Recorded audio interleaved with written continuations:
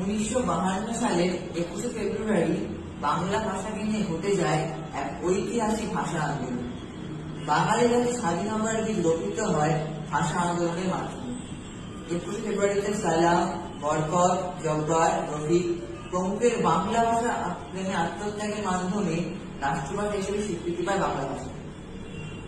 বাংলাকে রাষ্ট্রভাষা করার দাবিতে 1952 সালে বাঙালিরা তৎকালীন পাকিস্তানি সরকারের বিরুদ্ধে আন্দোলনে নামে। বুকের রক্ত দিয়ে বাংলাকে মাতৃভাষার মর্যাদা এনে দেয়। ইতিহাসে এই আন্দোলন ভাষা আন্দোলন নামে পরিচিত। বর্তমানে পাকিস্তান এবং বাংলাদেশ রাষ্ট্রদূতি পূর্বে ব্রিটিশ শাসনাধীন অবিভক্ত ভারতবর্ষে অন্তর্ভুক্ত ছিল। 19 শতকের মাঝামাঝি সময় থেকে উর্দু ভাষাটি কিছু সংখ্যক মুসলিম রাজনৈতিক ব্যক্তিত্ব ও ধর্মীয় নেতার চেষ্টায় ভারতীয় মুসলমানদের লিঙ্গ ফাঁকায় তথা আন্তর্জাতিক যোগাযোগের ভাষার মর্যাদায় উন্নীত হয়। উর্দু ব্যবহার ক্রমে উত্তর ভারতের মুসলমানদের মধ্যে জনপ্রিয়তা লাভ করতে থাকে।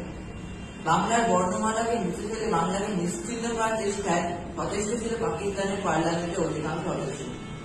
উর্দুকে রাষ্ট্রভাষা ঘোষণার পর Pakistan public service commission Bangla ভাষাকে বাদে অনুমোদিত শিক্ষা ব্যবস্থার দিশা তালিকা থেকে বাদ দেয়।